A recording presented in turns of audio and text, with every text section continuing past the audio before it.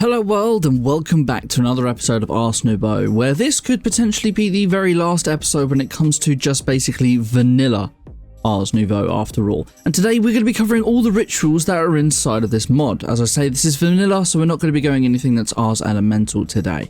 Now, there has been a handful of rituals we've gone through in previous tutorials, so I will be linking those down in the top right-hand corner as we go around in the cards. And the first one is actually going to be this one here, the Tablet of Awakening. We have used this a little bit in the past, but this is going to be made with a Flourishing Archwood, all 4 types of Archwood saplings. There are 5 types, but these are the 4 you're going to need, and then 4 Source Gems, and this will give you the Tablet of Awakening.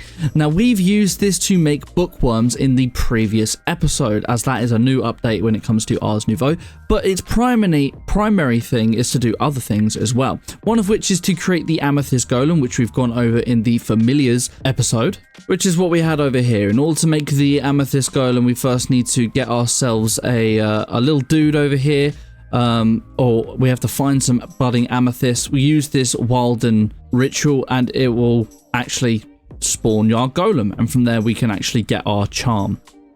Now, the main thing, however, to actually use this charm for is actually on these Archwood trees we have here. We've got many different types, but what we do is when we place down a ritual brazier, start the Tablet of Awakening, and then we'll start this ritual. What's going to turn is one of these trees, when you do it at the base of the tree, is into a Wild Walker, as you see here.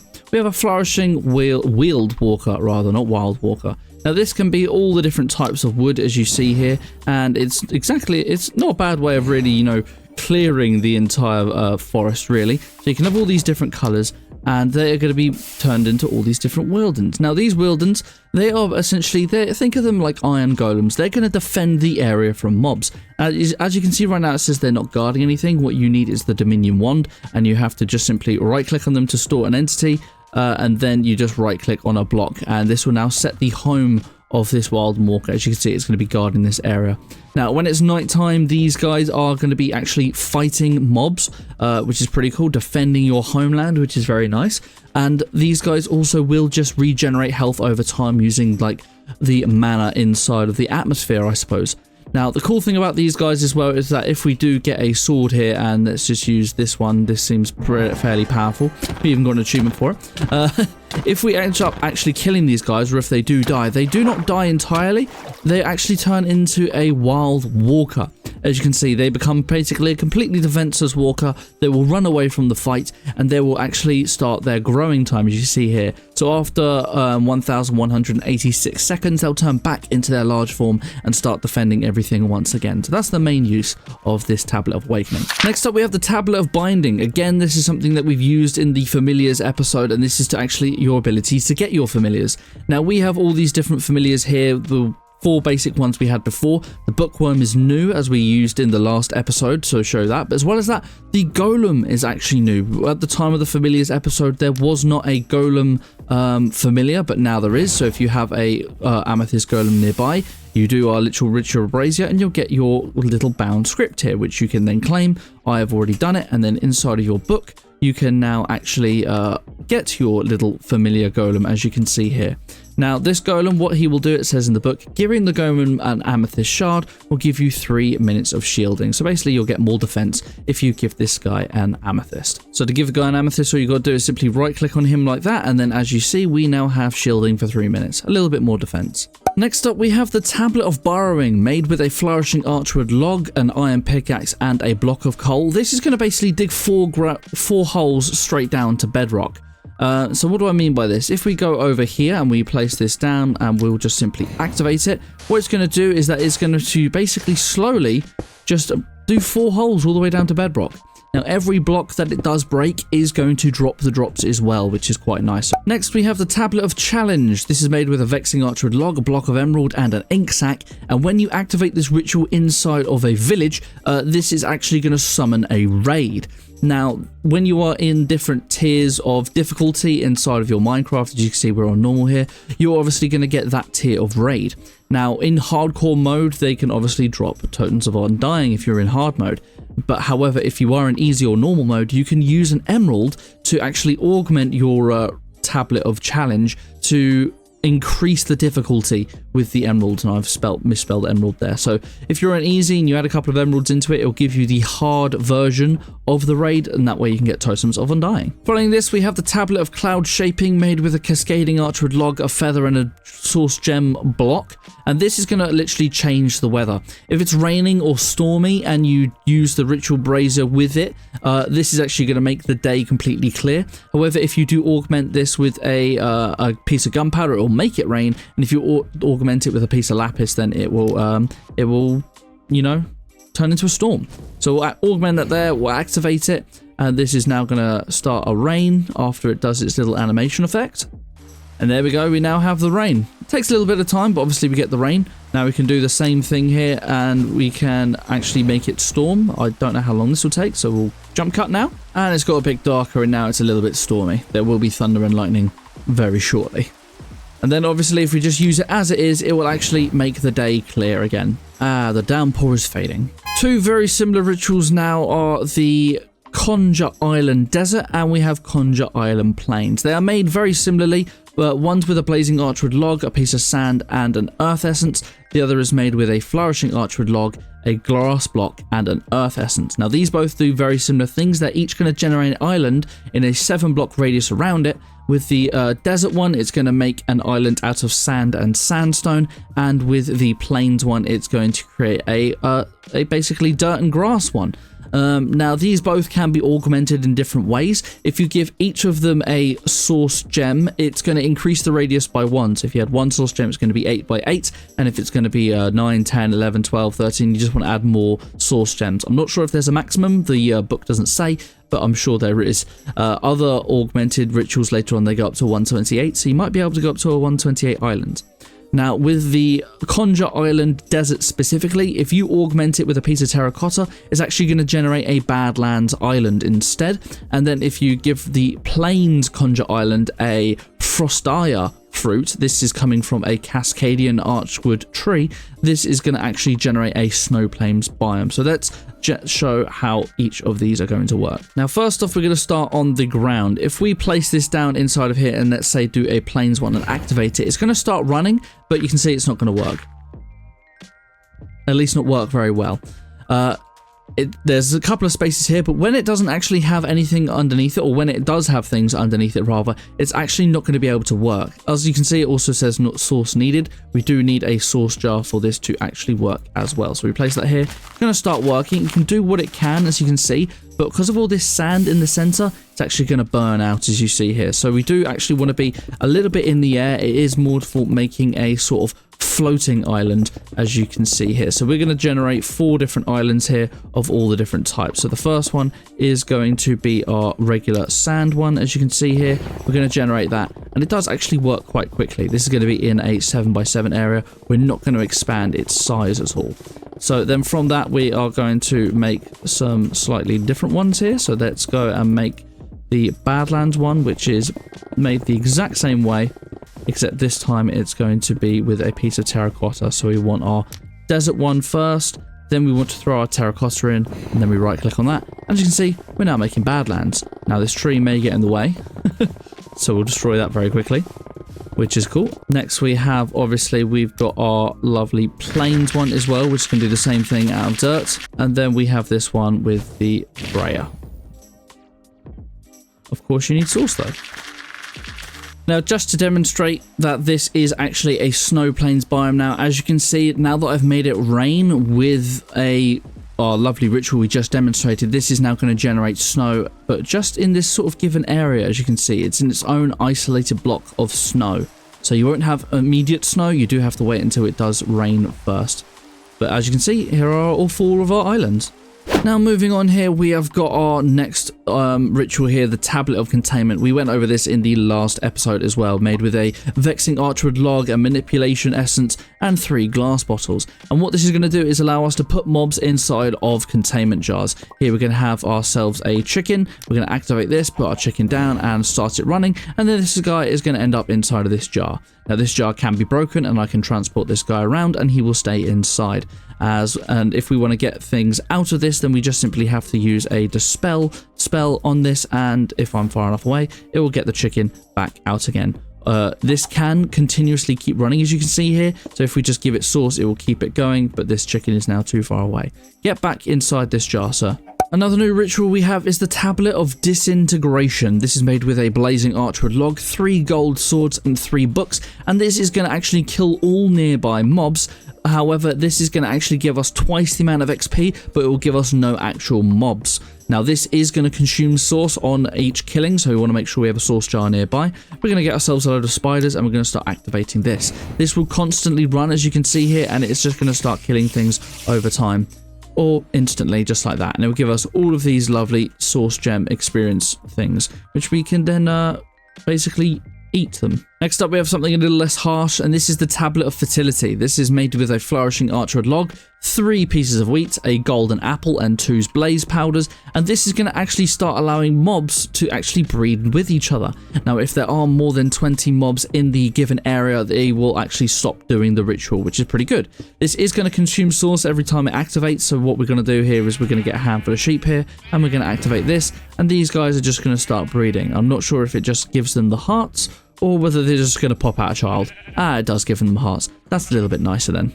Next, we have the Tablet of Flight, made with a vexing archwood log, 3 of these Wilden wings, 2 diamonds, and an ender pearl, and this is going to give you creative flight within a given area. Now, this is going to consume source every time this effect is going to be given to you. So we're going to put some source down, we're going to activate this tablet, as you can see here, and then let's get into survival mode here.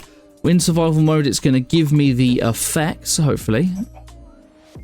Or is it just going to work? There you go. It gives me the effect flight, as you see here, and it lasts for a minute 30. Now, I can fly anywhere in a minute 30, but however, when we do actually run out of flight, I am obviously just going to fall straight to the ground. However, if I am in the given area where the ritual is, this will automatically refresh the working flight, which is very, very nice. So just make sure you're always in the area that actually has this available to you. Next up, we have the Tablet of Flowering, made with a flourishing archwood log, 3 poppies, 3 dandelions, and an earth essence. And this is going to just spawn random flowers and grass in your nearby area, as if you were basically bone mealing the ground. As you can see, you have many different flowers, and it works in a fairly large area. Now, there are some cool things you can do about this. If you augment this with a source gem, it's going to actually increase the area, as you can see here, as well as that if you do augment this with a piece of sand, it's going to replace these flowers with a actual dead things and cactus. I'm not sure it's going to work in this area because obviously there's no sand, but as you can see, we've got some dead bushes. But if we had a bit of sand in the area, that isn't going to fall through the floor, hopefully, then we will obviously get some cacti. Following this, we have the Tablet of Forestation. This is made with a flourishing archwood log, a mendostine, and then an earth essence. And this is going to actually place down and grow oak and birch trees in a 7x7 circular area, which is pretty nice. It's not going to work, however, with any other tree, it seems. Just these 2 specifically. So we're going to place this in here. We're going to activate this. As you can see, we've now got a little forest going on. Now, you can augment this in some ways. If you augment this with a source gem, it's going to increase your working area by 1. So if you want an 8x8 area, 9x9 area, etc., etc., throw more source gems into this. If you throw a brown mushroom into it, it's going to actually convert the grass into podzol, as well as this is going to start spawning tiger resources. So tiger trees such as spruce and stuff like that. If you augment it with some glowberries, then it's going to start doing jungle resources, jungle trees instead. So you're not just limited to oak and birch, but that's what you have by default. Another flourishing type ritual we have here is the Tablet of Harvest. We have made this with the flourishing archwood log, earth essence, and an iron hoe, and this is going to actually harvest your crops in a given area. Now, every time you actually do the harvest, it's going to consume source, so you want to make sure you have a source jar nearby. As well as that, if you do have an inventory such as a chest next to your ritual brazier, it's going to automatically input those harvested items into the ritual chest. If your chest is full or you have no chest around here, it is just going to drop the items on the floor, where you're probably going to need a starbuncle to actually get these resources. So here's my very happy rudimentary farm. If I activate this here like this, it's obviously going to start chopping these crops up now that they are actually going to be working. Just give it a second to fully activate. I am right on the very edge here though of the ritual, but there you go. It's now harvested and all of it went straight into this chest, which is adjacent. Lovely stuff. Another ritual to actually affect the world is the Tablet of Moonlight, made with a cascading archwood log, an ink sac, a block of coal, and a clock. This is going to simply turn day into night. It's going to give us our lovely firework effect again, and eventually it'll be nighttime. As you can see. Counterpart to this is the Ritual of the Sunrise, essentially, Tablet of Sunrise. This is the Blazing Archwood log, 3 dandelions and a clock, and this is going to turn it into day, obviously. You can see things are speeding by back there. Lovely stuff. Now I believe this is our last sort of growing thing here. We have the Tablet of Overgrowth. This is made with a Flourishing Archwood log, 3 Mage Blooms and 2 Earth Essence, and this is going to essentially bone meal the blocks around you, and this is going to require some source. So if we have nothing around here, as you can see, it should just start basically bone mealing the ground probably, so it's going to be very similar to the grass that's over there. But if we actually ended up putting some saplings down here, so let's not actually use these ones, let's use some ordinary oak. Or any other type of saplings, actually. Let's just use a couple of different saplings here.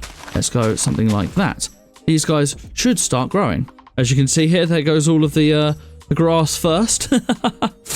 Now, as well as this, you can augment this with a bone block, and it is going to actually force baby animals to grow a little bit faster as well. I'm hoping that this is going to slowly affect these trees, though. Now, I've been testing this out to see what it actually works on. When it says blocks, I assume it just means glass, because, hang on, there we go. I was about to say it's not working on grass blocks, but on moss blocks, but there you go. It is now working on moss blocks. Obviously need some stone nearby. It isn't, however, working on saplings, and as well as that, it doesn't seem to actually be working on our crops either. So I suppose you just have to literally just work on blocks itself. So obviously it's going to work on the grass to make all this, and it's going to work on moss blocks to actually make more moss, although it is very, very slow. The last thing which I imagine it is going to work on, as going by the wiki, is if you use rooted dirt to cause hanging roots to grow underneath it. That is a vanilla mechanic. I am thinking that it will work on the rooted grass as well, or the rooted dirt as well. I think the main thing people are probably going to be using this for is for forcing babies to grow up, though. Right, next up we have the Tablet of Restoration. This is made with a Flourishing Archwood log, a golden apple, and abjuration essence, and this is actually going to heal any nearby entities, such as, you know, villagers or sheep or cows or pigs or something, but it will harm undead mobs such as skeletons and zombies. As well as that, if you use this near a zombie villager, it's going to instantly cure them, and if you are nearby them, they are going to give you discounts once you have cured them. This is also going to require source every time that it operates, so you are going to want your source jar nearby. And if we have a zombie villager, is that a specific egg? We do have that here, zombie villager. Let's us activate that. If we have this guy here, they will maybe turn on fire first, but there you go. They are now back to a villager. And if we gave this guy something, let's give him a lectern, because we like lecterns. If I can have that, please. You gonna be a job, sir? You gonna be a dude? Yeah? You're gonna give us some lovely discounts. Next up, we have the Tablet of Summoning Animals. This requires a Vexing Archwood log, a block of lapis, and any 3 shards. They don't have to all be Starbuncle. You could use Wixie, you can use Drigme, whatever you have, but it must be 3 shards. And this is going to spawn random mobs that are native to the given biome. So we are in an ocean biome at the moment, so I'm not sure how this is really going to work. So that's, sorry, not that one. That's the wrong one. Hey, look, there's a whale over there. I wonder if a whale's going to spawn. Let's summon this guy here, and we're going to give it a bit of sauce just in case. And there we go. We've got ourselves a seal coming out of it. And this is going to keep running, apparently, which is nice. I'm not sure how many times you can activate it, but it's running. There we go. We've got some more guys. I have not seen these fellas before. Forbidden and Arcanist. So, yeah, I don't know if those are enemies, but they do different things. And there you go. It ended. So I guess it maybe does 2 things. Over here, I don't know what we're going to get in the beach biome. Let's have a look-see. This here is a tiger biome, which is very nice. So we'll put this here as well. We may end up getting some foxes. I did not want to actually augment that with a zombie villager egg, but there you go. Here we go. We've got some seagulls. God, that is perfect for the beach. And over here, we actually got a whirly sprig, which is nice. As well as a raccoon who was dying. Next up, we have got the Tablet of Sanctuary. This is made with a Cascading Archwood log, a Water Essence, and a Sea Lantern. And this is going to deny any mobs from spawning in a 32 block radius. So if we go time set night right now, this guy's going to want to find a bed. But yeah, mobs should start spawning in this nearby area. If I step away a bit, hopefully. Maybe not. But they would start spawning, obviously. What we can then do is actually give this tablet this. We are going to have to give it source, because it's going to consume source once every minute, and if a spawn has been denied.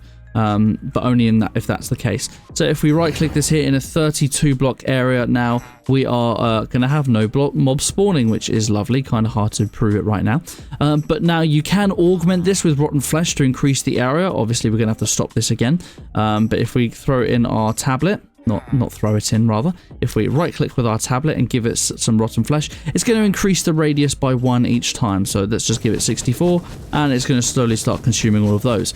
Now there is a maximum size, as I was saying earlier. This one is going to be 128 block radius. So it's a 256, I believe it works in a circle. It could be a square, but I believe it's a circle. That's a 256 radius of no entity spawning, which is lovely. So we need to give it another 32 for the maximum, of course, and that will obviously stop anything from spawning. It doesn't look like anything really wants to spawn nearby to me though, which I find pretty strange, and we'll activate that there. 96 rotten flesh you're going to need for maximum, but that's now working, and obviously it will only remove source if it's actually denied a spawn in a minute's time. All these have come through the wall. Right, that's going to have to be good enough. Next we have the Tablet of Scrying. This is made with a Vexing Archwood log, 3 Spider's Eyes, a piece of glowstone, and a source gem. We've covered Scrying a couple of times during this, but this is a ritual to give it to us exactly. So when we put this in here, what essentially Scrying does, if you don't know, it's going to grant us X-ray through the world, but only with a given block. So right now it's not currently active. If we want to see a very specific block inside the world, let's say some iron ore, as we can see here, we'll get some of this and we'll throw this inside, and then we'll just activate the tablet. What this is then going to do is allow us to actually see iron ore through the ground, as long as it is nearby. We're in the ocean, so that's probably not the best thing here, but it should give us Scrying. There we go, now it's activating. There we go, I now have Scrying. I had to stay within the area, so it actually gave me the effect, so make sure you don't leave. But yeah, we now have Scrying, and as you can see, we're starting to get particles in the ground. White means that it's actually quite close, as you can see here. Green means it's semi-far away, and blue means it's very far away. So this is still obviously just white. If we go down here, I probably should have given myself some night vision, but yeah, here we should have some iron. Right here, iron ore, as you can see in the tooltip at the top. Now, as you saw, this gave me 5 minutes, as it says in the top right hand corner. What you can actually do is, if you throw in an manipulation augment into the ritual beforehand, it will actually extend this by 15 minutes. So you can end up with 20 minutes of scrying. So it's a very good way of getting loads of diamonds and stuff, because this is actually rather cheap. The next one we have is the Tablet of the Summoned Wilden. We've used this ritual before in the Tier 3 final boss episode, and now this is made with the Vexing Archwood log, any 3 Wilden drops, you can use all 3 types or just one of, and a block of lapis lazuli. What this is going to do is that if you just activate it, it's going to basically just summon a Wilden. It could be any type of Wilden. This one summoned the Wilden Defender, which I've actually not seen before, which is pretty cool. So here we have a Wilden. It's still running. I don't know how much is going to end up spawning. Here you go. It's spawned in some more stuff. We've got the Wilden Stalker. Hang on, have there just been a new graphical update? I think this is just a new update. Oh my god, these guys look cool. This is the first time I'm seeing this in real time. Wilden Hunter, Wilden Stalker, and obviously the Guardian. That's pretty cool. I much prefer the way these guys look now. But anyway, if you actually augment this with all 3 types of drops, you're actually going to spawn the Chimera boss, the Wilden Chimera, which is the boss battle. And I have to see what this guy looks like, because this is going to be brand new to me. We're not going to fight him though. I hope he looks cool and not the same. Wow. That is very different. 1,000 health. That is amazing. And apparently I'm not far enough away. Oh wow, he now has wings. And third phase he now has spikes. That's pretty cool. Now I will say, you won't have regeneration in your version, I don't think. This is because of another mod that I have that makes mobs more difficult. And the very last tablet we have is the Tablet of Warping. This is using the Vexing Archwood log and a warp scroll. And what this will do is actually teleport all entities in a nearby area to a given location. So I'm going to actually activate this over here. I'm going to put that down, and then obviously it needs conditions unmet. So it needs a warp scroll. So what we're going to do is we're going to put a warp scroll over here. We're going to link it just to the floor. We went over warp scrolls in the previous episode. And what we're going to do is we're going to throw this guy in here. And then we're going to say, let's make a load of villagers go over there. This would be a very good way of starting things off. So we're going to have a load of villagers. We're going to activate this, and hopefully, let's see if all of them end up popping over. Me included, all pop over here. Nice. Obviously, it does end up using up the warp scroll. But for now, that is going to be everything when it comes to rituals in the vanilla-based version of Ars Nouveau. Obviously, there is some Ars Elemental stuff as well. But for now, that is where we're going to be stopping for today. And for that, I think that is going to be everything when it comes to Ars Nouveau now. In fact, actually, there is one more thing, and that is the turrets. The turrets we have not gone over, but as you can see, there's Ars Elemental turrets at the same time. So I think we'll cover all of the turrets in the one episode. But if this video helped you out in any way, shape or form, please don't forget to leave a like and subscribe. It would really help me out, and ring the bell button to stay notified when these videos go live. But until next time, guys, take care.